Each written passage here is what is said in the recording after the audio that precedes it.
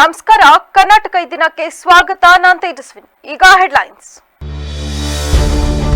ಡಿಕೆಶಿ ಸಂಪುಟ ಕಸರತ್ತು, ಪಕ್ಷ ಸೇರಿದಾಗಲೇ ಸಿಕ್ಕಿತ್ತು ಭರವಸೆ.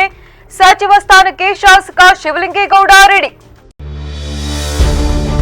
ವೈದ್ಯರ ಕುಟುಂಬದಲ್ಲಿ ಐಐಟಿ ಸಾಧಕ, ಡಾಕ್ಟರ್ಸ್ ಕುಟುಂಬದ ಹುಡುಗನ ಕನಸು ನನಸು. ಜೆಇಇ ಅಡ್ವಾನ್ಸ್ ನಲ್ಲಿ ಹಾಸನದ ತನೀಶ್ ಜಿಲ್ಲೆಗೆ ಫಸ್ಟ್. ಮೂಲ ಸ್ಥಳದಲ್ಲೇ ಮೋರಿನಕಟ್ಟೆ ನಿರ್ಮಾಣಕ್ಕೆ ಸಿದ್ಧ, ರಾಷ್ಟ್ರೀಯ ಹೆದ್ದಾರಿ ಪ್ರಾಧಿಕಾರದಿಂದ ಗ್ರೀನ್ ಸಿಗ್ನಲ್. ಸಂಸದ ವಿಶ್ವೇಶ್ವರ ಹೆಗಡೆ ಕಾಗೇರಿ ಮಾಹಿತಿ.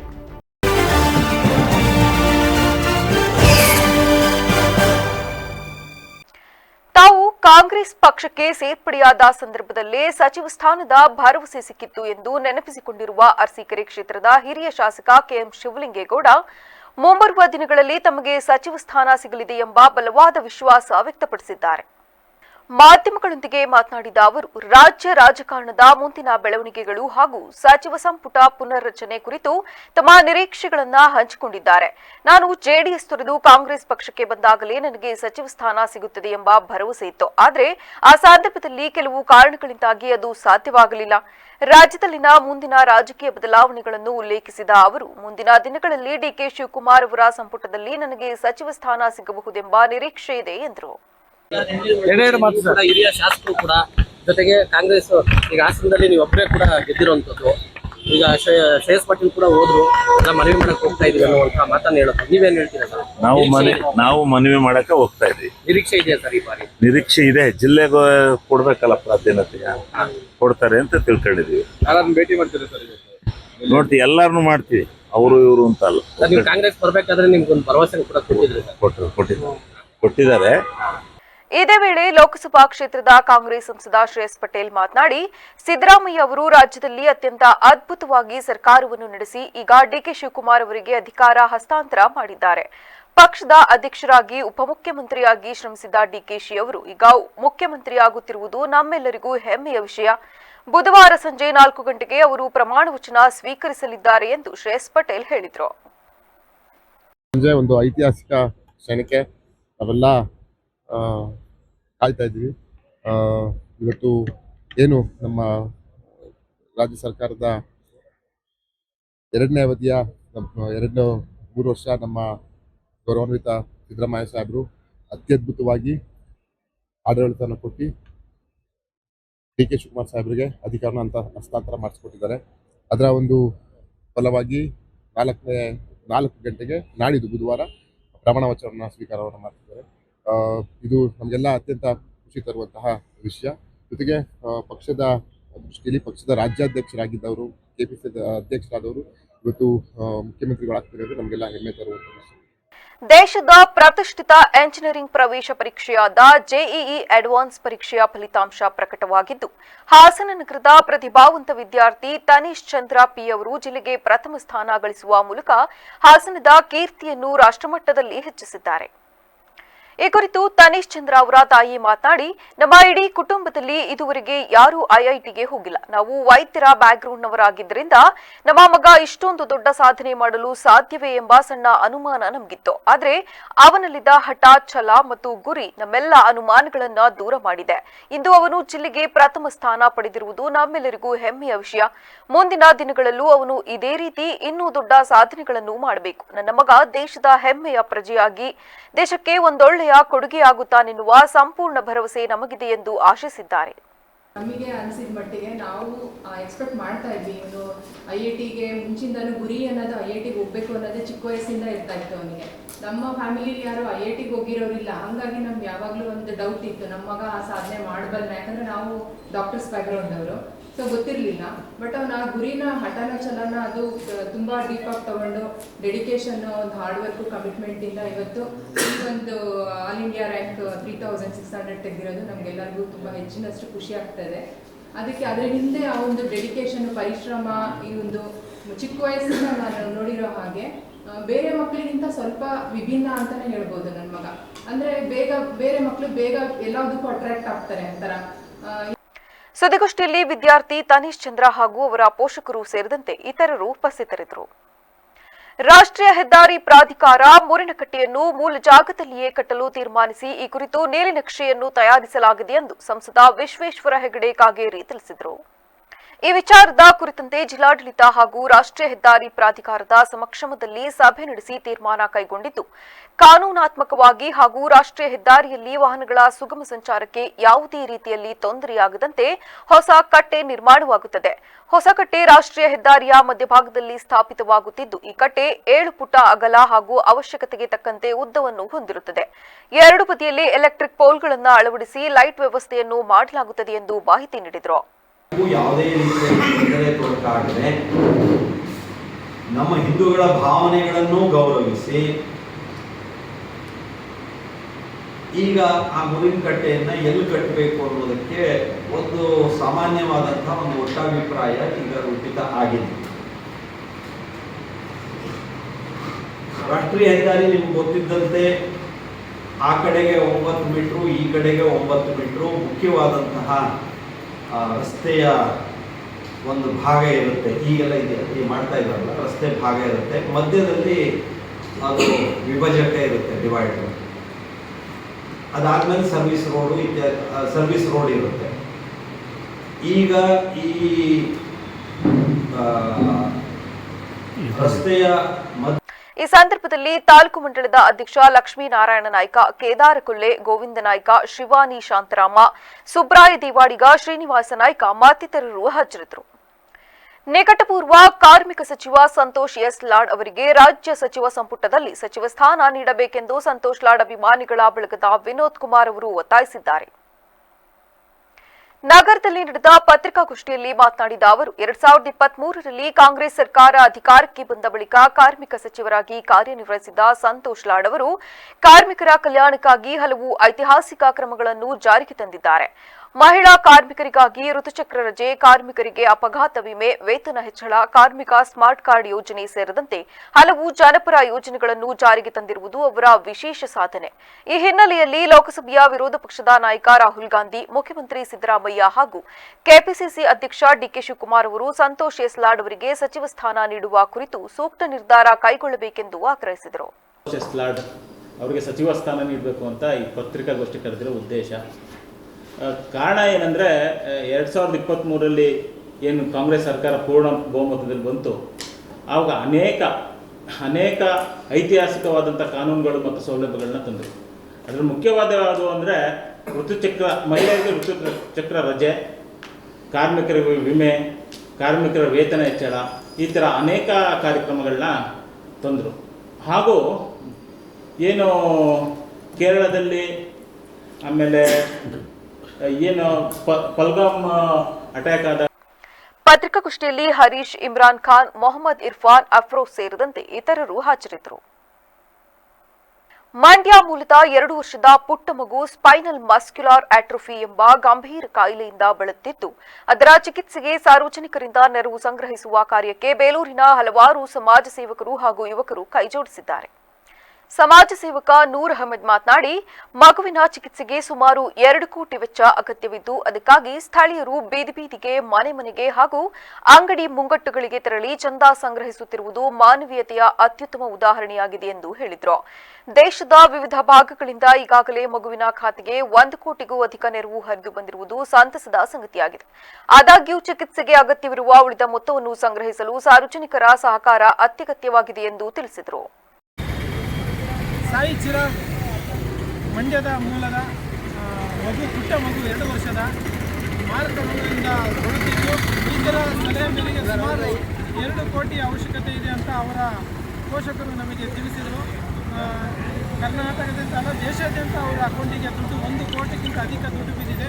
ಇನ್ನೂ ಸ್ವಲ್ಪ ದುಡ್ಡು ಬೇಕಾಗಿದೆ. ಹಾಗಾಗಿ ನಮ್ಮ ಬೇಲೂರಿಗೆ ಬರ್ತೀವಿ ಅಂತ ಹೇಳಿದ್ರು.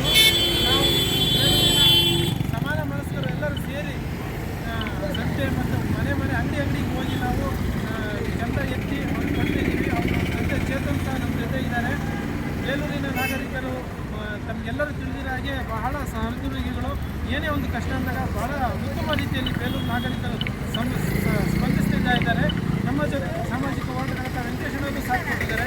ನಮ್ಮ ತಂಡದ ಎಲ್ಲ ಸದಸ್ಯರು ಸಹ ಸಾಥ್ ಕೊಟ್ಟು ಬೇಲೂರಿನ ಪಠ್ಯದಂತ ನಾವು ಅಂಗಡಿಗೆ ಮನೆಗೆ ಹೋಗಿ ನಾವು ಕೈಲಾದಷ್ಟು ಮೊತ್ತವನ್ನು ಸಂಗ್ರಹಿಸಿ ಆ ಮಗು ಬೇಗ ಕಾಯಿಲೆಯಿಂದ ಗುಣಮುಖರಾಗಲಿ ಅಂತ ನಾನು ದೇವರಲ್ಲಿ ಪ್ರಾರ್ಥಿಸ್ತೇನೆ. ಸಾಮಾಜಿಕ ಹೋರಾಟಗಾರ ವೆಂಕಟೇಶ್ ಮಾತನಾಡಿ, ಎಸ್ಎಂಎ ಕಾಯಿಲೆಯಿಂದ ಬಳಲುತ್ತಿರುವ ಮಗುವಿನ ಚಿಕಿತ್ಸೆಗೆ ಸಾರ್ವಜನಿಕರು ನೀಡುವ ಪ್ರತಿಯೊಂದು ರೂಪಾಯಿಯೂ ಅಮೂಲ್ಯವಾಗಿದೆ ಎಂದು ಹೇಳಿದರು. ನೆರವು ನೀಡುವವರು ಮಗುವಿನ ಪೋಷಕರು ಒದಗಿಸಿರುವ ಅಧಿಕೃತ ಬ್ಯಾಂಕ್ ಖಾತೆ ವಿವರಗಳು, ಫೋನ್ ಪೇ ಹಾಗೂ ಗೂಗಲ್ ಪೇ ಸಂಖ್ಯೆಗಳನ್ನೊಮ್ಮೆ ಪರಿಶೀಲಿಸಿ ಹಣ ವರ್ಗಾವಣೆ ಮಾಡಬೇಕೆಂದು ಸಲಹೆ ನೀಡಿದರು. ಬಜರಂಗದಳ ಹಾಗೂ ವಿಶ್ವ ಹಿಂದೂ ಪರಿಷತ್ ಕಾರ್ಯಕರ್ತರೊಂದಿಗೆ ಡಿವೈಎಸ್ಪಿ ವರ್ತಿಸಿರುವ ರೀತಿಗೆ ಜಿಲ್ಲಾ ಬಿಜೆಪಿ ಅಧ್ಯಕ್ಷ ಸಿದ್ದೇಶ್ ನಾಗೇಂದ್ರ ಬೇಸರ ವ್ಯಕ್ತಪಡಿಸಿದರು. ಗ್ರಾಮಾಂತರ ಪೊಲೀಸ್ ಠಾಣೆ ಮುಂಭಾಗ ಡಿವೈಎಸ್ಪಿ ವಿರುದ್ಧ ಬಜರಂಗದಳ ಮತ್ತು ವಿಶ್ವ ಹಿಂದೂ ಪರಿಷತ್ ಕಾರ್ಯಕರ್ತರು ನಡೆಸುತ್ತಿದ್ದ ಪ್ರತಿಭಟನೆಯಲ್ಲಿ ಭಾಗವಹಿಸಿ ಮಾತನಾಡಿದ ಅವರು, ಕಾರ್ಯಕರ್ತರೊಂದಿಗೆ ಅನಗತ್ಯ ಸಂಘರ್ಷಕ್ಕೆ ಇಳಿಯದೆ ಯಾವುದೇ ಸಮಸ್ಯೆ ಇದ್ದರೂ ಮಾತುಕತೆಯ ಮೂಲಕ ಬಗೆಹರಿಸಿಕೊಳ್ಳಬೇಕು. ಪೊಲೀಸ್ ಇಲಾಖೆ ಸಾರ್ವಜನಿಕರು ಹಾಗೂ ಕಾರ್ಯಕರ್ತರ ಭಾವನೆಗಳಿಗೆ ಧಕ್ಕೆ ಉಂಟು ಮಾಡುವ ರೀತಿಯಲ್ಲಿ ನಡೆದುಕೊಳ್ಳಬಾರದು. ಹಿಂದೂ ಧರ್ಮದಲ್ಲಿ ಗೋವನ್ನು ಪೂಜನೀಯವಾಗಿ ಆರಾಧಿಸಲಾಗುತ್ತದೆ. ಈ ಹಿನ್ನೆಲೆಯಲ್ಲಿ ಕುಶಾಲನಗರ ಚಲೋ ಕಾರ್ಯಕ್ರಮಕ್ಕೆ ಅನುಮತಿ ಪಡೆಯಲು ಠಾಣೆಗೆ ತೆರಳಿದ್ದ ಕಾರ್ಯಕರ್ತರೊಂದಿಗೆ ಡಿವೈಎಸ್ಪಿ ನಡೆದುಕೊಂಡ ರೀತಿಯಿಂದ ಹಿಂದೂ ಕಾರ್ಯಕರ್ತರ ಮನಸ್ಸಿಗೆ ನೋವಾಗಿದೆ ಎಂದು ಆರೋಪಿಸಿದರು. ನಗರದಲ್ಲಿ ಕುಶಾಲನಗರ ಬಡಾವಣೆಯಲ್ಲಿ ಆಕಳ ನಮ್ಮೆಲ್ಲರ ಮುಕ್ಕೋಟಿ ದೇವರ ಸ್ವರೂಪ, ಅದರ ತಲೆಯನ್ನು ಕಡಿದು ರೋಡಲ್ಲಿಟ್ಟು ಅಟ್ಟಹಾಸವನ್ನು ಮೆರೆದಂಥ ಅನೇಕರಿಗೆ ಪ್ರಾಯಶಃ ನಿನ್ನೆ ಕಾನೂನು ವ್ಯವಸ್ಥೆ ಅಡಿಯಲ್ಲಿ ದುಷ್ಕೃತ್ಯವನ್ನು ಎಸಗಿದಂಥ ದುಷ್ಕರ್ಮಿಗಳನ್ನು ಹಿಡಿದು ಇವತ್ತು ಕೋರ್ಟಿಗೆ ಪ್ರೊಡ್ಯೂಸ್ ಮಾಡಿದ್ದಾರೆ. ಅದು ಒಂದು ಕಡೆ. ನಾವು ಸಕಲೇಶಪುರದ ವಿವಿಧ ಸಂಘಟನೆಯ ಮುಖೇನ ಗುರುವಾರ ಕುಶಾಲನಗರ ಚಲೋವನ್ನು ಹಮ್ಮಿಕೊಂಡಿದ್ದೇವೆ.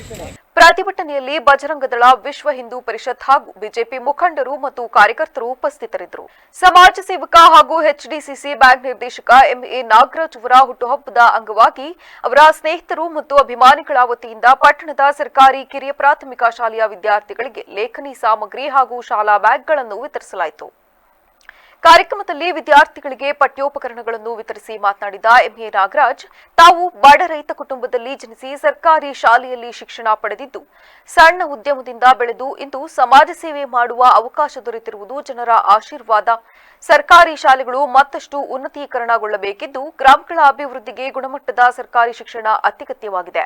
ಸರ್ಕಾರಿ ಶಾಲೆಯಲ್ಲಿ ಶಿಕ್ಷಣ ಪಡೆದ ಅನೇಕ ವಿದ್ಯಾರ್ಥಿಗಳು ವಿವಿಧ ಕ್ಷೇತ್ರಗಳಲ್ಲಿ ಸಾಧನೆ ಮಾಡಿರುವುದಕ್ಕೆ ಈ ಶಾಲೆ ಸಾಕ್ಷಿಯಾಗಿದೆ ಎಂದು ತಿಳಿಸಿದರು. ಗೊತ್ತಿರ್ತಕ್ಕಂಥ ವಿಷಯ, ನಾನು ಗ್ರಾಮೀಣ ಪ್ರದೇಶದಲ್ಲಿ ಹುಟ್ಟಿ ಇಂಥ ಶಾಲೆಗಳಲ್ಲಿ ನಾವು ಕಲ್ತಿರ್ತಕ್ಕಂಥ ಸ್ವಲ್ಪ ಆದ್ರೂ ಸರ್ಕಾರಿ ಶಾಲೆಗಳಲ್ಲೇ ಬಂದಿರತಕ್ಕಂಥ ಈ ಸಮಸ್ಯೆಗಳು ಗೊತ್ತಿರೋಂಥದ್ದು. ಆವಾಗ ಅವಶ್ಯಕತೆ ಇತ್ತು. ಅದಕ್ಕಿಂತ ಹಿಂದೆ ನಮಗೊಂದು ಪೆನ್ಸಿಲ್ಲು ತಗೊಳ್ಳೋದು ಕಷ್ಟ ಇತ್ತು, ಸ್ವಲ್ಪ ತಗೊಳ್ಳೋದು ಕಷ್ಟ ಇತ್ತು. ಅಂಥ ಕಾಲದಲ್ಲಿ ಇವತ್ತು ಎಲ್ಲ ಸೌಲಭ್ಯ ಕೊಟ್ಟರು ಎಜುಕೇಟರ್ ಇರ್ತಕ್ಕಂತಹ ಈ ಇದನ್ನ ಸದ್ಬಳಕೆಯನ್ನು ನಮಗೆಲ್ಲರೂ ಮಾಡ್ಕೋಬೇಕು. ನಾವು ಇವೆಲ್ಲ ಸೇರಿ ಮಾಡಬೇಕು. ಜೊತೆಗೆ ಸ್ವಲ್ಪ ಈ ನಮ್ಗಿಂತಲೂ ನನ್ನ ಪ್ರಕಾರ ನಾನು ನಿಮ್ಮ ಮೇಲೆ ಹಾಕೋದು, ನೀವು ನನ್ನ ಮೇಲೆ ಹಾಕೋದಲ್ಲ, ಜೊತೆ ಮಾಡಬೇಕು. ಹಾಗೆ ನಮ್ಗಿಂತಲೂ ನೀವು ಶಿಕ್ಷಕರ ಪಾತ್ರ ಜಾಸ್ತಿ ಇದೆ ಅಂತ. ನೀವು ಮನೆಗೆ ಹೋಗಿ ಏನೋ ನಿಮ್ದು ಒಂದು ತುಂಬ ಚೆನ್ನಾಗಿ ಮಾತಾಡಿದ್ರಿ, ಆಶಾ ಮೇಡಮ್ ಚೆನ್ನಾಗಿ ಮಾತಾಡಿದ್ರು. ಅವ್ರಿಗೆ ನಿಮ್ಮ ಬರ್ತೆ ಬಂದಿರ್ತಾರೆ, ನಿಮ್ಮ ಒಂದು ಜೀವನಲ್ಲೇ ಬಂದಿರ್ತದೆ, ಏನು ಹೇಳಿ ಈ ಕನ್ವೆ ಮಾಡೋ ಅಂಥದ್ದು. ಹಾಗಾಗಿ ನೀವು ದಯಮಾಡಿ ನೀವು 4 ಜನರನ್ನ ಮಾಡೋ ಶಕ್ತಿ ನಿಮಗಿದೆ ಅಂತ ನಾನು ಹೇಳ್ತೇನೆ. ನೀವು ನಮ್ಮನ್ನೇ ಕನ್ವಿನ್ಸ್ ಮಾಡ್ತೀರಿ ಅಂತಂದ್ರೆ ನೀವು ಜನ. ಪತ್ರಕರ್ತರ ಸಂಘದ ಅಧ್ಯಕ್ಷ ಬಿಬಿ ಶಿವರಾಜ್ ಮಾತನಾಡಿ, ನಾಗರಾಜ್ ಅವರು ತಮ್ಮ ರಾಜಕೀಯ ಹಾಗೂ ಸಾಮಾಜಿಕ ಜೀವನದಲ್ಲಿ ತಾವೊಬ್ಬರೇ ಬೆಳೆಯದೆ ತಮ್ಮೊಂದಿಗೆ ಹಲವರನ್ನು ಬೆಳೆಸುವ ಮೂಲಕ ಯುವಕರ ಬಲಿಷ್ಠ ತಂಡವನ್ನು ಕಟ್ಟಿಕೊಂಡಿದ್ದಾರೆಂದು ಹೇಳಿದರು. ಹುಟ್ಟುಹಬ್ಬವನ್ನು ಆಚರಿಸ್ತಕ್ಕಂಥ ನಮ್ಮೆಲ್ಲ ನಾಯಕರಂತಹ ನಾಗಣ್ಣನವರಿಗೆ ಹುಟ್ಟುಹಬ್ಬದ ಶುಭಾಶಯಗಳು. ಏನು ನಾಗಣ್ಣ ಮೊದಲು ಮಾತಾಡುವಾಗ ಹೇಳಿದ್ರು, ನಾನು ಕೂಡ ಈ ಥರ ಒಂದು ಶಾಲೆಯಿಂದ ವಿದ್ಯಾಭ್ಯಾಸ ಮಾಡ್ಕೊಂಡು ಬಂದಿದ್ದೀನಿ ಅಂತೇಳಿ. ಹೌದು, ವಿದ್ಯಾಭ್ಯಾಸ ಮಾಡೋದ್ರ ಜೊತೆಗೆ ಇವತ್ತಿನ ಮಕ್ಕಳುಗಳು ಏನು ಗೌರ್ಮೆಂಟ್ ಶಾಲೆಯಲ್ಲಿ ವಿದ್ಯಾಭ್ಯಾಸ ಮಾಡ್ತಿದ್ದಾರೆ, ಆರ್ಥಿಕವಾಗಿ ಭಾಳ ತೊಂದರೆಯಲ್ಲಿದ್ದಾರೆ. ಅಂಥವರಿಗೆ ನಾವು ಸ್ವಲ್ಪ ಫಲವನ್ನು ಕೊಡುವಂಥದ್ದು ಭಾಳ ಉತ್ತಮವಾದ ಕೆಲಸ. ನಾಗಣ್ಣರು ಇಂಥ ಶಾಲೆಯಿಂದಲೇ ವಿದ್ಯಾಭ್ಯಾಸ ಮಾಡಿ ಏನು ನಮ್ಮ ಮೇಡಮ್ ಹೇಳಿದ್ರು ಮಲ್ನಾಡು ನಾಗಣ್ಣ ಅಂತೇಳಿ, ಮಲ್ನಾಡು ನಾಗಣ್ಣ ಆಗಿ ತಾಲೂಕು ಪಂಚಾಯತಿ ಅಧ್ಯಕ್ಷರಾಗಿ, DC ಬ್ಯಾಂಕ್ ಉಪಾಧ್ಯಕ್ಷರಾಗಿ, ನಿರ್ದೇಶಕರಾಗಿ ಹಲವಾರು ಇದರಲ್ಲಿ ಒಂದು ಸಾಧನೆಯನ್ನು ಮಾಡಿದ್ದಾರೆ. ಹಾಗಾಗಿ ಗೌರ್ಮೆಂಟ್ ಶಾಲೆಯಲ್ಲಿ ಓದಿದಂಥವು ಏನು ಬೇಕಾದ್ರೂ ಆಗೋಕ್ಕೆ ಒಂದು ಅವಕಾಶಗಳಿದೆ, ಬೇಕಷ್ಟು ಉದಾಹರಣೆಗಳಿದೆ. ಹಾಗೆ ಗೌರ್ಮೆಂಟ್ ಶಾಲೆಗಳಲ್ಲಿ ಈಗೇನು ಸರ್ಕಾರದಿಂದ ಒಂದು ಅನುಕೂಲಗಳನ್ನ ಮಾಡಿಕೊಡ್ತಿದ್ದಾರೆ ಬೇಕಾದಷ್ಟಿದೆ, ಅದನ್ನ ಸರಿಯಾಗಿ ಸದ್ಬಳಕೆ ಮಾಡ್ಕೋಬೇಕು ಅಂತ ನಾಗಣ್ಣರು ಈಗಿನ ಹೇಳಿದ್ದಾರೆ. ಇನ್ನು ಮುಂದಿನ ದಿನಗಳಲ್ಲಿ ನಾಗಣ್ಣರಿಗೆ ಆರೋಗ್ಯ ಮತ್ತು ಐಶ್ವರ್ಯ ದೇವರು ಕೊಟ್ಟು ಕಾಪಾಡಲಿ ಅಂತ ಹೇಳ್ತೀನಿ. ಮತ್ತು ಅವರು ಇದೇ ರೀತಿ ಸಾಮಾಜಿಕ ಕೆಲಸ ಸರ್ವಿಸ್ಗಳನ್ನ ಮಾಡಲಿ, ಇನ್ನು ಮುಂದೆ ಒಳ್ಳೆಯ ಕೆಲಸಗಳನ್ನ ಇಲ್ಲಿ ಭಾಗವಹಿಸಲಿ, ನಾವು ಕೂಡ ಅವ್ರ ಜೊತೆಗೆ ಇರ್ತೀವಿ ಅಂತ ಹೇಳ್ತಾ. ಕಾರ್ಯಕ್ರಮದಲ್ಲಿ ಎಪಿಎಂಸಿ ಮಾಜಿ ಅಧ್ಯಕ್ಷ ಸಿಎಚ್ ಮಹೇಶ್, ಪಿಎಲ್ಡಿ ಬ್ಯಾಂಕ್ ಅಧ್ಯಕ್ಷ ದಿನೇಶ್, ಪತ್ರಕರ್ತರ ಸಂಘದ ಮಾಜಿ ಅಧ್ಯಕ್ಷ ಮೋಹನ್ ಕುಮಾರ್, ರಾಘವೇಂದ್ರ ಹೊಳ್ಳ, ಕಾರ್ಯದರ್ಶಿ ಲಕ್ಷ್ಮಣ್ ಸೇರಿದಂತೆ ಹಲವರು ಉಪಸ್ಥಿತರಿದ್ದರು.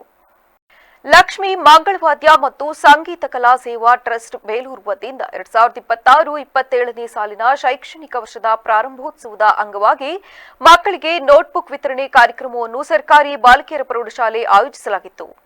ಈ ಸಂದರ್ಭದಲ್ಲಿ ಟ್ರಸ್ಟ್ನ ಅಧ್ಯಕ್ಷ ನರಸಿಂಹಸ್ವಾಮಿ ಮಾತನಾಡಿ, ಯುವ ಪೀಳಿಗೆಯು ಹುಟ್ಟುಹಬ್ಬದ ಆಚರಣೆಯ ಸಂದರ್ಭದಲ್ಲಿ ದುಂದು ವೆಚ್ಚವಾಗುತ್ತಿದೆ. ಇಂತಹ ದುಂದು ವೆಚ್ಚಗಳಿಗೆ ವಿದ್ಯಾರ್ಥಿಗಳು ಕಡಿವಾಣ ಹಾಕಬೇಕು. ವಿದ್ಯಾರ್ಥಿಗಳು ಶಿಕ್ಷಣದ ಜೊತೆಯಲ್ಲಿ ಸಂಗೀತ, ಕ್ರೀಡೆ, ಸ್ಪರ್ಧೆಗಳ ಕಡೆ ಹೆಚ್ಚು ಗಮನ ಹರಿಸಬೇಕು. ಈಗಾಗಲೇ ನಮ್ಮ ಕುಟುಂಬದ ವತಿಯಿಂದ ಹುಟ್ಟುಹಬ್ಬದ ಸಂದರ್ಭದಲ್ಲಿ ದುಂದು ವೆಚ್ಚಗಳಿಗೆ ಕಡಿವಾಣ ಹಾಕಿದ್ದು, ಈ ಹಣದಿಂದಲೇ ಇಂದು ಕೈಲಾದ ಮಟ್ಟಿಗೆ ಟ್ರಸ್ಟ್ ಮೂಲಕ ನೋಟ್ಬುಕ್ ವಿತರಣೆ ಮಾಡುತ್ತಿದ್ದೇವೆಂದು ಮಕ್ಕಳಿಗೆ ಸಲಹೆ ನೀಡಿದರು. ಮುಂದಿನ 1 ವರ್ಷ ನೀವು ಸತತವಾಗಿ ವಿದ್ಯಾಭ್ಯಾಸದಲ್ಲಿ ಮುನ್ನಡೆಯುತ್ತೀರಿ ಅಲ್ವಾ? ಅದೇ ರೀತಿ ಎಲ್ಲ ವಿಚಾರಗಳು ಒಂದು ಓದೋದನ್ನ ಅಷ್ಟೇ ಅಲ್ಲ, ಒಂದು ಶಿಕ್ಷಣ ಅಂದರೆ ಸಂಗೀತ ಶಿಕ್ಷಣ ಬರುತ್ತೆ, ಮತ್ತು ಕ್ರೀಡೆಗಳಲ್ಲಿ ನಾವು ಹೆಚ್ಚು ಪಾಲ್ಗೊಳ್ಬೇಕು. ಹಾಗೆ ನೀವು ಯಾವುದೇ ಆಗಲಿ ಬರ್ತಾರೆ ಮನೇಲಿ ಯಾವುದೇ ಹುಟ್ಟುಹಬ್ಬ ಸಮಾರಂಭ ಆಚರಣೆ ಮಾಡ್ತೀವಿ, ನೀವು ಆಚರಣೆ ಮಾಡ್ಕೊಳ್ಳೋ ಸಂದರ್ಭದಲ್ಲಿ ಸರಳವಾಗಿರಲಿ. ಸಾಕಷ್ಟು ಮೋಜು ಮಸ್ತಿಗಳಲ್ಲಿ ಇವತ್ತು ನಾವು ಕಾಣ್ತಿದ್ದೀವಿ. ಹುಟ್ಟುಹಬ್ಬ ಅಂದರೆ ಸಾಕು, ಕೇಕ್ ಕಟ್ಕೊಂಡು ಒಂದೇ ಅಲ್ಲ, ಸಾಕಷ್ಟು ಮೋಜುಗಳಲ್ಲಿ ನಾವು ತೊಡಗಿಸ್ಕೊಳ್ತೇವೆ. ಅದಕ್ಕೆ ನಾವು ಕಡಿವಾಣ ಹಾಕ್ಬೇಕು. ಯಾಕೆಂದರೆ ಅಲ್ಲಿ ನೀವು ಖರ್ಚು ಮಾಡೋಂಥ ಹಣನ ನಿಮ್ಮ ಸ್ನೇಹಿತರು ಯಾವ್ದಾದ್ರು ತುಂಬ ಓದೋಕ್ಕೆ ತೊಂದರೆ ಇದ್ದಂಥ ಪಕ್ಷದಲ್ಲಿ, ಅವ್ರಿಗೇನಾರ ಸ್ವಲ್ಪ ಸಮಸ್ಯೆ ಇದ್ದಂಥ ಪಕ್ಷದಲ್ಲಿ ನೀವು ಅಲ್ಲಿ. ಈ ಸಂದರ್ಭದಲ್ಲಿ ಮುಖ್ಯೋಪಾಧ್ಯಾಯರಾದ ಚಂದ್ರು, ಟ್ರಸ್ಟ್ನ ನಿರ್ದೇಶಕರಾದ ಬಿಕೆ ವಿಷ್ಣುಪ್ರಸಾದ್ ಚೂಡಾಮಣಿ ಮತ್ತು ಶಾಲೆಯ ಶಿಕ್ಷಕರ ತಂಡ ಉಪಸ್ಥಿತರಿದ್ದರು. ಕರ್ನಾಟಕ ಉಚ್ಚ ನ್ಯಾಯಾಲಯವು ಜಿವಿಪಿ ಮತ್ತು ಜೆಸ್ಕಾಂ ಕಂಪನಿಯ ನಡುವಿನ ಒಪ್ಪಂದದ ಪತ್ರವನ್ನು ರದ್ದುಗೊಳಿಸಿ ಮಾನವೀಯತೆಯಿಂದ ಜಿವಿಪಿಗಳಿಗೆ ಸಂವಿಧಾನದ ಮೂಲಭೂತ ಸೌಲಭ್ಯಗಳನ್ನು ನೀಡಿ ಸೇವಾ ಭದ್ರತೆಯನ್ನು ಒದಗಿಸಬೇಕೆಂದು ಜೆಸ್ಕಾಂ ಕಚೇರಿಗೆ ಪ್ರತಿಭಟನೆ ನಡೆಸಿದರು.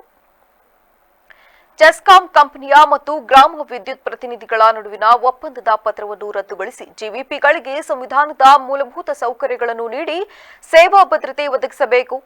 ನಾವುಗಳು ಗುಲ್ಬರ್ಗಾ ವಿದ್ಯುತ್ ಸರಬರಾಜು ಕಂಪನಿಯಲ್ಲಿ 999 ಜನ ಗ್ರಾಮ ವಿದ್ಯುತ್ ಪ್ರತಿನಿಧಿಗಳಿದ್ದು, ರೋಸ್ಪರ್ ರಿಸರ್ವೇಷನ್ ಮತ್ತು ಮೆರಿಟ್ ಸಂದರ್ಶನದ ಮೂಲಕ ನೇಮಕವಾಗಿರುತ್ತೇವೆ.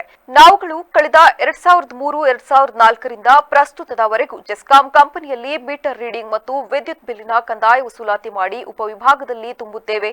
ಇದು ನಮ್ಮ ದಿನನಿತ್ಯದ ಜಿವಿಪಿಗಳ ಕೆಲಸವಾಗಿರುತ್ತದೆ ಎಂದು ನಾಗರಾಜ್ ಹರ್ಸೂರ್ ತಿಳಿಸಿದರು.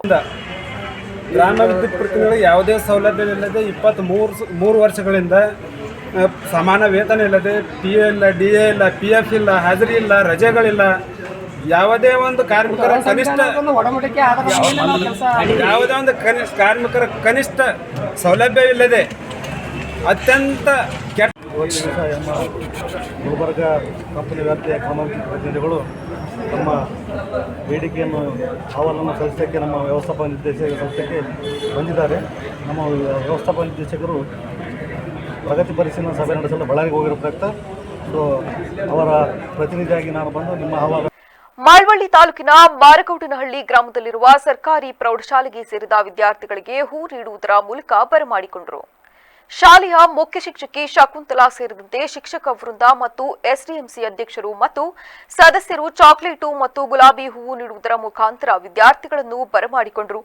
ಮುಖ್ಯ ಶಿಕ್ಷಕಿ ಶಕುಂತಲಾ ಮಾತನಾಡುತ್ತಾ, ಖಾಸಗಿ ಶಾಲೆಯ ವ್ಯಾಮೋಹವನ್ನು ಬಿಟ್ಟು ಸರ್ಕಾರಿ ಶಾಲೆಗೆ ಮಕ್ಕಳನ್ನು ಸೇರಿಸುವುದರಲ್ಲಿ ಹೆಚ್ಚು ಆಸಕ್ತಿ ವಹಿಸುತ್ತಿರುವ ಪೋಷಕ ವೃಂದಕ್ಕೆ ನಾವು ಆಭಾರಿಯಾಗಿರುತ್ತೇವೆ. ನಮ್ಮ ಶಾಲೆಯಲ್ಲಿ ಉನ್ನತ ಶಿಕ್ಷಕರಿಂದ ಉತ್ತಮ ಬೋಧನೆ ವಿದ್ಯಾರ್ಥಿಗಳಿಗೆ ದೊರೆಯುತ್ತಿರುವುದರಿಂದ ನಮ್ಮ ಶಾಲೆಗೆ ಹೆಚ್ಚು ವಿದ್ಯಾರ್ಥಿಗಳು ಸೇರ್ಪಡೆಯಾಗುತ್ತಿದ್ದಾರೆ. ನಮ್ಮ ಶಾಲೆಯು 25-26ನೇ ಸಾಲಿನ SSLC ಪರೀಕ್ಷೆಯಲ್ಲಿ 100% ಫಲಿತಾಂಶ ಪಡೆದಿದೆ ಎಂದು ತಿಳಿಸಿದರು. ಹಾಗಾಗಿ ಈ ಬಾರಿ ಮೇ 18ನೇ ತಾರೀಕಿನಿಂದಲೇ ನಾವು ದಾಖಲಾತಿಯನ್ನು ಪ್ರಾರಂಭ ಮಾಡಿದ್ದೇವೆ. ಆಂಗ್ಲ ಮಾಧ್ಯಮದಲ್ಲಿ ಇಲ್ಲಿಯವರೆಗೆ 79 ಮಕ್ಕಳು ಅವರು ದಾಖಲಾಗಿದ್ದಾರೆ. ಹಾಗೆ ಕನ್ನಡ ಮಾಧ್ಯಮದಲ್ಲಿ 70 ಮಕ್ಕಳು ದಾಖಲಾಗಿದ್ದಾರೆ. ಹೀಗಿರ್ತಕ್ಕಂಥ 169 ಮಕ್ಕಳು 8ರಿಂದ 9th ಬಂದಿದ್ದಾರೆ. 9th 10th 90 ಮಕ್ಕಳು ಬಂದಿದ್ದಾರೆ. ಅವರಲ್ಲದೆ ಒಟ್ಟಾರೆಯಾಗಿ ಸರಿಸುಮಾರು 550ರಷ್ಟು ಮಕ್ಕಳು ಈಗ ನಮ್ಮ ಶಾಲೆಯಲ್ಲಿ ಇದ್ದಾರೆ ಪ್ರಸ್ತುತ. ಅಷ್ಟು ಮಕ್ಕಳಿಗೆ ನಾವು ಹೂವನ್ನು ನೀಡೋದ್ರ ಮುಖಾಂತರ, ಚಾಕ್ಲೇಟನ್ನು ಕೊಡೋದ್ರ ಮುಖಾಂತರ STMC ಅಧ್ಯಕ್ಷರು, ಸದಸ್ಯರು ಹಾಗೂ ಎಲ್ಲ ನಮ್ಮ ಟೀಚರ್ಸ್, ಶಿಕ್ಷಕ ಬಂಧುಗಳು ಎಲ್ಲರೂ ಉಪಸ್ಥಿತರಿದ್ದು ಅವರನ್ನು ವೆಲ್ಕಮ್ ಮಾಡ್ಕೊಂಡಿದ್ದೀವಿ. ಹಾಗೆಯೇ ಶಾಲೆಗೆ ಬಂದಿದ್ದ ವಿದ್ಯಾರ್ಥಿಗಳಿಗೆ ಇಂದು ಸಿಹಿ ಊಟ ನೀಡಲಾಯಿತು. ಈ ಸಂದರ್ಭದಲ್ಲಿ ಶಕುಂತಲಾ, ಎಂ ಕೃಷ್ಣೇಗೌಡ, ಲಿಂಗೇಗೌಡ, ಸಿದ್ದರಾಜು, ಎಂ ಬಸವರಾಜು ಸೇರಿದಂತೆ ಇತರರು ಹಾಜರಿದ್ದರು. ಡಿಕೆ ಶಿವಕುಮಾರ್ ಸಿಎಂ ಆಗುತ್ತಿರುವ ಹಿನ್ನೆಲೆ ಕಲಬುರಗಿಯಲ್ಲಿ ಅಭಿಮಾನಿಗಳಿಂದ 101 ತೆಂಗಿನಕಾಯಿ ಒಡೆದು ವಿಶೇಷ ಪೂಜೆ ಸಲ್ಲಿಸಲಾಯಿತು. ರಾಜ್ಯದ ನೂತನ ಮುಖ್ಯಮಂತ್ರಿಯಾಗಿ ಡಿಕೆ ಶಿವಕುಮಾರ್ ಅವರು ಪ್ರಮಾಣ ವಚನ ಸ್ವೀಕರಿಸಲಿರುವ ಹಿನ್ನೆಲೆಯಲ್ಲಿ ಕಲಬುರಗಿ ನಗರದಲ್ಲಿ ಅವರ ಅಭಿಮಾನಿಗಳು ಹಾಗೂ ಕಾಂಗ್ರೆಸ್ ಕಾರ್ಯಕರ್ತರು ಭರ್ಜರಿ ಸಂಭ್ರಮಾಚರಣೆ ನಡೆಸಿದ್ದಾರೆ. ನಗರದ ಪ್ರಸಿದ್ಧ ಶ್ರೀ ಶರಣಬಸವೇಶ್ವರ ದೇವಸ್ಥಾನಕ್ಕೆ ನೂರಾರು ಸಂಖ್ಯೆಯಲ್ಲಿ ಜಮಾಯಿಸಿದ ಅಭಿಮಾನಿಗಳು ನೆಚ್ಚಿನ ನಾಯಕನ ಹೆಸರಿನಲ್ಲಿ ವಿಶೇಷ ಪೂಜೆ ಮತ್ತು ಆರಾಧನೆ ಸಲ್ಲಿಸಿದರು. ಡಿಕೆ ಶಿವಕುಮಾರ್ ಅವರ ಆಡಳಿತಾವಧಿ ಯಶಸ್ವಿಯಾಗಲಿ ಮತ್ತು ರಾಜ್ಯಕ್ಕೆ ಒಳ್ಳೆಯದಾಗಲಿ ಎಂದು ಪ್ರಾರ್ಥಿಸಿ ದೇವಸ್ಥಾನದ ಆವರಣದಲ್ಲಿ 101 ತೆಂಗಿನಕಾಯಿಗಳನ್ನು ಒಡೆದು ಹರಕೆ ತೀರಿಸಿದರು. ನಮಸ್ಕಾರ, ನನ್ನ ಹೆಸರು ಶರಣು ಶಾಸ್ತ್ರಿ ಅಂತ. ಇವತ್ತು ಗುಲ್ಬರ್ಗಾದಲ್ಲಿ ಮಹಾಬಸವೇಶ್ವರ ಶರಣಬಸವೇಶ್ವರರ ದೇವಸ್ಥಾನ ಬಂದು ವಿಶೇಷ ಪೂಜೆ ದೇವರಿಗೆ ನಾಳೆ ಸಾಹೇಬರ ಪ್ರಮಾಣ ವಚನ ತಗೋತಿದ್ದಾರೆ 4:05 ಆದ ಕಾರಣ ಬಂದು ಶರಣಬಸವೇಶ್ವರನಲ್ಲಿ ಪ್ರಾರ್ಥನೆ ಮಾಡಿಕೊಂಡು ಸಾಹೇಬರಿಗೆ ಒಳ್ಳೆಯ ಆಶೀರ್ವಾದ ಸಿಗುತ್ತೆ. ಗಂಗಾಧರ ಅಜ್ಜಯ್ಯ ಅವರ ಆಶೀರ್ವಾದದಿಂದ ಶರಣಬಸವೇಶ್ವರರ ಆಶೀರ್ವಾದದಿಂದ ಇವತ್ತು ಪ್ರಮಾಣ ವಚನ ತಗೋತಿದ್ದಾರೆ ಸಾಹೇಬ್. ಭಾಳ ಖುಷಿಯಾಗಿದೆ. ನಾವೆಲ್ಲರೂ ಯುವಕರು ಸೇರಿ, ಗುಲ್ಬರ್ಗದ ಯುವಕರು ಸೇರಿ ಎಲ್ಲರೂ ಬಂದು ಇಲ್ಲಿ ಒಂದು ತೆಂಗಿನಕಾಯಿ ಹೊಡೆದು ಸಿಹಿ ಹಂಚಿ ಎಲ್ಲ ಕೂಡ ಆಚರಣೆ ಮಾಡಿದ್ದೀವಿ. ಅಡ್ವಾನ್ಸ್ ಆಗಿ ಆಚರಣೆ ಮಾಡಿದ್ದೀವಿ. ನಾಳೆ ನಾನು ಬೆಂಗಳೂರು ಹೋಗಬೇಕು, ಸಾಹೇಬ್ ಆಶೀರ್ವಾದ ತಗೋತೀನಿ. ಸಾಹೇಬ್ ದೇವರ ಆಶೀರ್ವಾದ ತಗೊಂಡು, ಸಾಹೇಬರ ಆಶೀರ್ವಾದ ತಗೊಂಡು ಎಲ್ಲನೂ ಕೂಡ. ಕ್ಯಾರ್ಪೇಟೆ ಪಟ್ಟಣದ ಒಂದು ಬೇಕರಿಯಲ್ಲಿ ತಿನ್ನಲು ಯೋಗ್ಯವಲ್ಲದ ಕೇಕ್ ಅನ್ನು ಮಾರಾಟ ಮಾಡಲಾಗುತ್ತಿದೆ ಎಂದು ಆರೋಪಿಸಿ ಮಂಡ್ಯ ಜಿಲ್ಲಾ ಕರ್ನಾಟಕ ರಕ್ಷಣಾ ವೇದಿಕೆ ಜಿಲ್ಲಾ ಅಧ್ಯಕ್ಷ ವೇಣು ನೇತೃತ್ವದಲ್ಲಿ ಪೊಲೀಸ್ ಠಾಣೆಗೆ ದೂರು ನೀಡಿದ್ದಾರೆ. ಕ್ಯಾರ್ಪೇಟೆ ಪಟ್ಟಣ ನ್ಯೂ ಕೆಕೇರಿ ರಸ್ತೆಯ ಎಲ್ಜೆ ಅಯ್ಯಂಗಾರ್ ಬೇಕರಿಯ ವಿರುದ್ಧ ದೂರು ದಾಖಲಾಗಿದೆ. ಕರ್ನಾಟಕ ರಕ್ಷಣಾ ವೇದಿಕೆ ಜಿಲ್ಲಾ ಅಧ್ಯಕ್ಷ ವೇಣು ಮಾತನಾಡಿ, ಪಟ್ಟಣದ ಕೆಬಿಸಿ ಕಾಂಪ್ಲೆಕ್ಸ್ನಲ್ಲಿರುವ ಅಯ್ಯಂಗಾರ್ ಬೇಕರಿ ಅಂಡ್ ಸ್ವೀಟ್ಸ್ ಅಂಗಡಿಯಲ್ಲಿ ಹಣದಾಸೆಗೆ ಹಾಳಾಗಿರುವ ಆಹಾರ ಪದಾರ್ಥಗಳನ್ನು ಮಾರಾಟ ಮಾಡಿ ಗ್ರಾಹಕರ ಆರೋಗ್ಯದ ಜೊತೆಗೆ ಚೆಲ್ಲಾಟವಾಡುತ್ತಿದ್ದಾರೆ. ಕಳೆದ 1 ತಿಂಗಳಷ್ಟೇ ಉಪವಿಭಾಗಾಧಿಕಾರಿ ಶ್ರೀನಿವಾಸ್ ಅವರು ಅಪಾಯಕಾರಿ ಕೃತಕ ಬಣ್ಣ ಹಾಕಿ ಕೇಕ್ ತಯಾರಿಕೆ ಬಗ್ಗೆ ಅರಿವು ಮೂಡಿಸಿ ಕಳಪೆ ಗುಣಮಟ್ಟದ ಆಹಾರ ಮಾರಾಟ ಮಾಡದಂತೆ ಎಚ್ಚರಿಕೆ ನೀಡಿದ್ದಾರೆ. ಗೊತ್ತು ಕೇಕ್ ಅಂದ್ಬಿಟ್ಟು ಪಾಪ ಅವರು ತಿಂದು ಬೆಳಿಗ್ಗೆ ಏನಾದ್ರು ಅವರು ನಾನು ಹೇಳ್ತಿಲ್ಲ ಸರ್, ಪಾಪ ಕಳ್ಕೊಂಡ 3 ವರ್ಷ ಪಾಪ ಕಳ್ಕೊಂಡ ಅವನು ಕೊಡ್ತಿರ್ಲಿಲ್ಲ. ನಾನ್ ಕೊಡ್ಲೇಬೇಕು ಅಂತ ಹೇಳಿದ್ನಾ? ನೀನ್ ಕೊಟ್ಟು ತಾನೆ ನಾವು ನಾನು ಕ್ಲೋಸ್ ಮಾಡ್ತೀರಿ. ಹಂಗಲ್ಲಪ್ಪ, ಕ್ಲೋಸ್ ಮಾಡ್ತೀರಿ, ತಿರ್ಗಾ ನಾಳಿಗೆ ಮಾರಕ್ ನೀನ್ ಕ್ಲೋಸ್ ಮಾಡ್ತೀರಿ. ಪ್ರಾಬ್ಲಮ್ ಅಂತಲಲ್ಲ, ನಿನ್ನ ಅಂಗಡಿಲಿ ಇನ್ನೇನೇನೇನ್ ಇರ್ಬೋದು ಈ ತರ. ಏನಿಲ್ಲ, ಈಗ ಇದು ತಂದಕ್ಕೆ ಆಯ್ತು, ಬೆಳಿಗ್ಗೆ ಬಂದು ಹೇಳಿದ್ರೆ ಅದು ಇಲ್ವೇ ಇಲ್ಲ ಅಂತ ಹೇಳ್ತಿದ್ದು. ನಮ್ದೇ ಪ್ರಾಬ್ಲಮ್ ಆಯ್ತು. ಇನ್ನೇನು ನನ್ನ ಪ್ರಾಬ್ಲಮ್ ಆಯ್ತದ? ಫ್ರೀ ತಗೊಂಡೋಗಿದ್ದೀವಾ? ನಮ್ಮ ಪ್ರಾಬ್ಲಮ್ ಆಯ್ತದ ಮತ್ತೆ? ನೀ ಹೇಳಿ ನಮ್ಮ ಹುಡುಗನೆಯ ಬುಡಿ ನಾನು ಹೇಳ್ಕೊತೀನಿ ಅಂತ ಖುಷಿಯಾಗಿ ಹೇಳ್ತಿದ್ದೀರಾ. ನೋಡು, ತಿನ್ನಪ್ಪ ಹೋಲಿ ನೀನು. ಬೆಳಿಗ್ಗೆ ಬರ್ತಿದ್ರೆ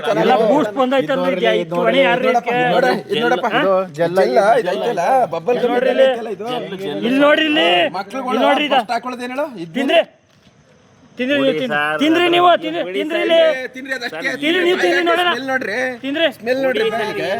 ಏನ್ ಬಿಡಿ ಸರ್, ನಿನ್ ತಪ್ಪು ಅಂದ್ರೆ ಜಲ್ಲ ಅಂತಿರಲ್ಲ ಸರ್. ಇದು ಜಲ್ಲ ಅಂತಿರಲ್ಲ, ಹಿಂಗೈತಲ್ಲ ಇದು ಜಲ್ಲ. ಇದು ಈ ತರ ಏನ್ ಕೊಡ್ತಾ ಇರೋದು? ತೆಗೆದು ಎಸಿಬೇಕು ಮಾರಾಯ. ಯಾವ ಈಟರ್ ಪಾಯ್ಸನ್ ಸತ್ತೋಯ್ತಾರಲ್ರಿ ಕೆಳಗಡೆ ತೆಗೆದ್ರೆ ಫುಲ್ ಚೋಕೆ ಸೀಟು ಬಂದ್ಬಿಡ್ತದ ಅದು. ಏನ್ ಇರ್ಲಿ ಬಿಡು, ಏನಿಲ್ಲ. ಅಲ್ಲ, ನೀನ್ ಮಾಡಿದ್ ತಿರ್ಗಾ ಶೋಕೆ ಸೀಟ್ ಕಾಯ್ತು ಅಂತ ಹೇಳ್ತಿದ್ಯಲ್ಲ, ಶೋಕೆ ಸೀಟ್ ಕಾಬಿಟ್ಟೈತೆ ಅಂತ ಹೇಳ್ತಾ ಇರೋದು. ಫುಲ್ ಎಲ್ಲ ಪೊಂಗಸ್ಕೊಂಡ್ಬಿಡದೆ, ಹುಳಿ ಬಂದ್ಬಿಡದೆ, ಕೇಕು ಹಾಕಿ ಕೇಕ್ ನಮ್ಮ ತಪ್ಪಾಯ್ತದ. ಒಂದ್ ನಿಮಿಷ ಮಡ್ಗೋ ಸರ್, ಬೇಜಾರು ಮಾಡ್ಕೊಬೇಡಿ. ಏನು ಅಂದ್ರೆ ಇಂಥ ಮಕ್ಳು ಯಾರು ತಗೊಂಡೋದ್ರು, ಮಿಸ್ ಆಗಿ ಪಾಪ ಕೇಕ್ ಆಸಕ್ತಿ ಮಿಸ್ ಆಗಲ್ಲ ಗುರು. ಈ ಬೆಂಗಳೂರಲ್ಲಿ ಈಗ 20 ದಿವಸ ಸತ್ಯ ಹೋಗಿಲ್ವ ಪಾಪ. ಸರ್ ಕ್ಲೋಸಿಂಗ್ ಟೈಮ್ ಅಂದ್ರೆ ನೀನು ಗುರು ನೀನು ಕ್ಲೋಸ್ ಮಾಡೋಕ್ ಮೊದಲು ಇಂಥವನ್ನೆಲ್ಲ ಚೆಕ್ ಮಾಡಿ ಎಸಿಬೇಕು. ನೀನು ಚೆಕ್ ತೆಗೆದು ಗೊತ್ತಾಯ್ತು ಅಂತಲ್ಲ ಕಲ್ಸ್ಬಿಟ್ಟು ನೀನು ಇನ್ನೊಂದು ಮಾಡೋದು ಮತ್ತೊಂದು ಮಾಡೋದಲ್ಲ ಮಾಡಿಕೆ ನೀನು ಚೆಕ್ ಮಾಡಿ ಕೊಡ್ಬೇಕಾಯ್ತು. ನೀನು ಅಟ್ಲೀಸ್ಟ್ ಕೊಡುವಾಗ ನೋಡ್ತೀನಿ ನೋಡಿ. ಆರೋಗ್ಯ ಇಲಾಖೆ ಯಾವ ಮಟ್ಟಕ್ಕೆ ನಮ್ಮ ಕ್ಯಾರ್ಪೇಟೆ ತಾಲೂಕಲ್ಲಿ ಆರೋಗ್ಯ ಇಲಾಖೆ ಯಾವ ಮಟ್ಟಕ್ಕೆ ಇದು ಮಾಡ್ತಾ ಇರೋದು ಅನ್ನೋದ ನೋಡಿ ಯೋಚನೆ ಮಾಡಿ. ಈ ಸಂದರ್ಭದಲ್ಲಿ ಕರ್ನಾಟಕ ರಕ್ಷಣಾ ವೇದಿಕೆ ಕೆಆರ್ಪೇಟೆ ತಾಲೂಕು ಅಧ್ಯಕ್ಷ ಅಗ್ರಹಾರ ಬಾಚಹಳ್ಳಿ ಶ್ರೀನಿವಾಸ್, ಜಿಲ್ಲಾ ಉಪಾಧ್ಯಕ್ಷ ಶಿವಪ್ರಸಾದ್, ತಾಲೂಕು ಉಪಾಧ್ಯಕ್ಷ ಗೋಪಿ, ತಾಲೂಕು ಕಾರ್ಯದರ್ಶಿ ಸ್ವಾಮಿ, ಯುವ ಘಟಕ ಅಧ್ಯಕ್ಷ ಆನಂದ್ ಸೇರಿದಂತೆ ಇನ್ನಿತರರು ಉಪಸ್ಥಿತರಿದ್ದರು. ಕೊಪ್ಪಳ ಜಿಲ್ಲಾ ಕುಕನೂರು ಪಟ್ಟಣದ ಸರ್ಕಾರಿ ಪ್ರೌಢಶಾಲೆಯಲ್ಲಿ ಶಾಲಾ ದಾಖಲಾತಿ ಆಂದೋಲನ ಹಾಗೂ ವಿದ್ಯಾರ್ಥಿಗಳಿಗೆ ಪಾಠ್ಯಪುಸ್ತಕ ಸಮವಸ್ತ್ರ ವಿತರಣೆ ಕಾರ್ಯಕ್ರಮ ಮಂಗಳವಾರ ಜರುಗಿತು. ಶಾಲೆಯ ಮುಖ್ಯೋಪಾಧ್ಯಾಯ ಮುತ್ತಣ್ಣ ಎಚ್ ಮಾತನಾಡಿ, ನಮ್ಮ ಶಾಲೆಯನ್ನು ಅಧಿಕೃತವಾಗಿ ನಿನ್ನೆಯಿಂದ ಪ್ರಾರಂಭಿಸಲಾಗಿದೆ. ವಿದ್ಯಾರ್ಥಿಗಳನ್ನು ಹೆಚ್ಚಿನ ಸಂಖ್ಯೆಯಲ್ಲಿ ದಾಖಲಾತಿ ಆಂದೋಲನದ ಮಕ್ಕಳನ್ನು ಶಾಲೆಗೆ ಸೇರಿಸುವ ಗುರಿ ಹೊಂದಲಾಗಿದೆ. ಕಳೆದ ಸಾಲಿನಲ್ಲಿ ನಮ್ಮ ಶಾಲೆಯ ಎಸ್ಎಸ್ಎಲ್ಸಿ ವಿದ್ಯಾರ್ಥಿಗಳು 100% ಫಲಿತಾಂಶ ಪಡೆಯುವ ಮೂಲಕ ಉನ್ನತ ಶ್ರೇಣಿಯಲ್ಲಿ ತೇರ್ಗಡೆಯಾಗಿದ್ದಾರೆ. ಈ ವರ್ಷವೂ ಕೂಡ ಅದೇ ದಾರಿಯಲ್ಲಿ ಶಾಲಾ ವಿದ್ಯಾರ್ಥಿಗಳು ಪಾಸಾಗಲು ಎಲ್ಲ ಶಿಕ್ಷಕ ಸಿಬ್ಬಂದಿ ಉತ್ಸುಕರಾಗಿದ್ದಾರೆಂದು ತಿಳಿಸಿದರು. ಕಲಾ ಪ್ರಾರಂಭೋತ್ಸವ ಹಾಗೂ ದಾಖಲಾತಿ ಆಂದೋಲನವನ್ನು ಇವತ್ತು ಮಾಡ್ತಾ ಇದ್ದೀವಿ.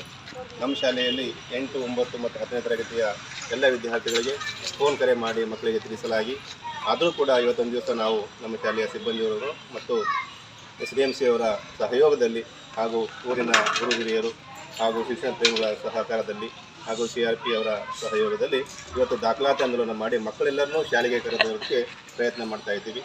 ಮಕ್ಕಳೆಲ್ಲರೂ ಶಾಲೆಗೆ ಹಾಜರಾಗಿ ಶಾಲೆಗೆ ತರಗತಿಗಳು ಪ್ರಾರಂಭ ಆಗ್ತಾ ಇದ್ದಾವೆ. ಎಲ್ಲರೂ ಹಾಜರಾಗಿ ಅದರ ಪ್ರಯೋಜನ ಪಡ್ಕೋಬೇಕು. ಎಸ್ಡಿಎಂಸಿ ಅಧ್ಯಕ್ಷ ನಾಗರಾಜ್ ಕುಂಬಾರ, CRC ಪೀರ ಸಾಹೇಬ್ ದಫೇದಾರ್, ಪತ್ರಕರ್ತ ರುದ್ರಪ್ಪ ಭಂಡಾರಿ ಹಾಗೂ ಶಿಕ್ಷಕ ವರ್ಗ ಪಾಲಕರು ಹಾಜರಿದ್ದರು. ಸ್ಥಳೀಯರು ಹಾಗೂ ಹಿಂದೂ ಕಾರ್ಯಕರ್ತರು ಪುನರ್ ನಿರ್ಮಾಣ ಮಾಡಿದ ಮುರಿನಕಟ್ಟೆಯನ್ನು ಮತಾಂಧ ಮುಸ್ಲಿಮರು ಧ್ವಂಸಗೊಳಿಸಿದ ಪ್ರಕರಣವನ್ನು ಭಟ್ಕಳ ನಾಮಧಾರಿ ಒಕ್ಕೂಟದ ವತಿಯಿಂದ ಖಂಡಿಸಲಾಯಿತು. ಈ ವಿಚಾರದಲ್ಲಿ ಜೂನ್ 5ರಂದು ಹಿಂದೂ ಸಂಘಟನೆಗಳು ನೀಡಿರುವ ಬಂದ್ ಕರೆಗೆ ನಮ್ಮ ಸಂಪೂರ್ಣ ಬೆಂಬಲವಿದೆ ಎಂದು ನಾಮಧಾರಿ ಅಭಿವೃದ್ಧಿ ಸಂಘದ ಅಧ್ಯಕ್ಷ ಅರುಣ್ ನಾಯ್ಕ ಹೇಳಿದರು.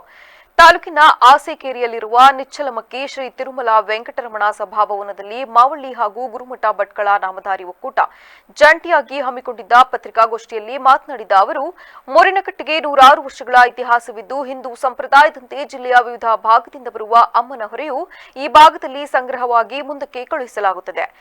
ಹೀಗೆ ಬರುವ ಹೊರೆಗಳು ಕೊನೆಯದಾಗಿ ಜಗತ್ಪ್ರಸಿದ್ಧ ಶಿರಸಿ ಮಾರಿಕಾಂಬೆಯ ಕ್ಷೇತ್ರಕ್ಕೆ ತಲುಪುತ್ತವೆ ಎಂದು ತಿಳಿಸಿದರು.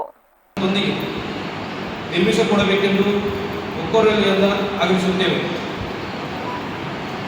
ಹಾಗೆ ದಿನಾಂಕ 24/5/2026 ನಡೆದ ಈ ದುರ್ಘಟನೆಗೆ ಸಂಬಂಧಪಟ್ಟಂತೆ ಅಪರಾಧ ಎಸಗಿದವರ ವಿರುದ್ಧ ಸೂಕ್ತ ಕಾನೂನು ಕ್ರಮ ಜರುಗಿಸಬೇಕೆಂದು ಆಗ್ರಹಿಸುತ್ತೇವೆ ಮತ್ತು ಇನ್ನು ಮುಂದೆ ಈ ರೀತಿಯ ಘಟನೆಗಳು ಮರುಕಳಿಸದಂತೆ ಜಿಲ್ಲಾಡಳಿತವು ಜಾಗ್ರತೆ ವಹಿಸಬೇಕೆಂದು ಕೇಳಿಕೊಳ್ಳುತ್ತೇವೆ ಮತ್ತು ನಮ್ಮ ಭಟ್ಕಳ ನಗರದಲ್ಲಿ ಶಾಂತಿ ಸುವ್ಯವಸ್ಥೆ ಕದಡುವವರ ವಿರುದ್ಧ ಸೂಕ್ತ ಕಾನೂನು ಕ್ರಮ ಶೀಘ್ರವೇ ಕೈಗೊಳ್ಳಬೇಕಾಗಿ ಆಗ್ರಹಿಸುತ್ತೇವೆ. ಒಂದು ವೇಳೆ ನಾವು ಪತ್ರಿಕಾಗೋಷ್ಠಿಯಲ್ಲಿ ಮಾವಳ್ಳಿ ಹೋಬಳಿ ನಾಮಧಾರಿ ಅಭಿವೃದ್ಧಿ ಸಂಘದ ಅಧ್ಯಕ್ಷ ನಾಗೇಂದ್ರ ನಾಯ್ಕ, ಉಪಾಧ್ಯಕ್ಷ ರಾಜು ನಾಯ್ಕ, ಕಾರ್ಯದರ್ಶಿ ರವೀಂದ್ರ ನಾಯ್ಕ, MK ನಾಯ್ಕ, ಪ್ರಧಾನ ಕಾರ್ಯದರ್ಶಿ DL ನಾಯ್ಕ ಮತ್ತಿತರರು ಹಾಜರಿದ್ದರು. ಕರುನಾಡು ಚಿರತೆ ಮತ್ತು ರೇಷ್ಮೆ ನಾಡು ವರಪುತ್ರ P ಕೃಷ್ಣೇಗೌಡ ಅವರ ಹುಟ್ಟುಹಬ್ಬವನ್ನು ವಿಶೇಷ ಮಕ್ಕಳ ಶಾಲೆಯಲ್ಲಿ ಆಚರಿಸಲಾಯಿತು. ಕರ್ನಾಟಕ ರಕ್ಷಣಾ ವೇದಿಕೆ ಸ್ವಾಭಿಮಾನ ಬಣದ ವತಿಯಿಂದ ರಾಜ್ಯ ಅಧ್ಯಕ್ಷರಾದ ಕರುನಾಡು ಚಿರತೆ ಮತ್ತು ರೇಷ್ಮೆ ನಾಡು ವರಪುತ್ರ ಎಂಬ ಬಿರುದು ಪಡೆದಿರುವ P ಕೃಷ್ಣೇಗೌಡ ಅವರ ಹುಟ್ಟುಹಬ್ಬವನ್ನು ಚಾಮರಾಜನಗರ ಜಿಲ್ಲೆಯ ಕೊಳ್ಳೇಗಾಲ ತಾಲೂಕು ಕೊಳ್ಳೇಗಾಲ ಪಟ್ಟಣದ ವಾಕ್ ಮತ್ತು ಶ್ರವಣ ನ್ಯೂನತೆಯ ವಿಶೇಷ ಮಕ್ಕಳ ವಸತಿ ಶಾಲೆಯಲ್ಲಿ ಆಚರಿಸಲಾಯಿತು. ಕರ್ನಾಟಕ ರಕ್ಷಣಾ ವೇದಿಕೆ ಸ್ವಾಭಿಮಾನ ಬಣದ ಚಾಮರಾಜನಗರ ಜಿಲ್ಲಾ ಉಸ್ತುವಾರಿ ಹಾಗೂ ಕೊಳ್ಳೇಗಾಲ ತಾಲೂಕಿನ ಅಧ್ಯಕ್ಷರಾದ ಅಜ್ಗರ್ ಪಾಷಾ ಅವರು ಮಾತನಾಡಿ, ನಮ್ಮ ರಾಜ್ಯ ಅಧ್ಯಕ್ಷರಾದ PP ಕೃಷ್ಣೇಗೌಡ ಅವರ ಹುಟ್ಟುಹಬ್ಬದ ಪ್ರಯುಕ್ತ ವಿಶೇಷ ಮಕ್ಕಳ ಶಾಲೆಯ ಮಕ್ಕಳಿಗೆ ಸಿಹಿ ಮತ್ತು ಊಟ ನೀಡುವುದರ ಮುಖಾಂತರ ಆಚರಿಸುತ್ತಿದ್ದೇವೆ. ಅವರಿಗೆ ದೀರ್ಘ ಆಯುಷು ಮತ್ತು ಇನ್ನೂ ಹೆಚ್ಚಾದ ಹೋರಾಟ ಮಾಡಲಿ ಎಂದು ದೇವರಲ್ಲಿ ಕೇಳಿಕೊಳ್ಳುತ್ತೇನೆಂದು ತಿಳಿಸಿದರು. ನಾನು ಅಸ್ಗರ್ ಪಾಷಾ ಅಂತ ಕರ್ನಾಟಕ ರಕ್ಷಣಾ ವೇದಿಕೆ ಸ್ವಾಭಿಮಾನಿ ಬಣದ ಚಾಮರಾಜನಗರ ಜಿಲ್ಲಾ ಉಸ್ತುವಾರಿ ಮತ್ತು ಕೊಳ್ಳೇಗಾಲ ತಾಲೂಕು ಅಧ್ಯಕ್ಷ ಮಾತಾಡ್ತಾ ಇದ್ದೀನಿ.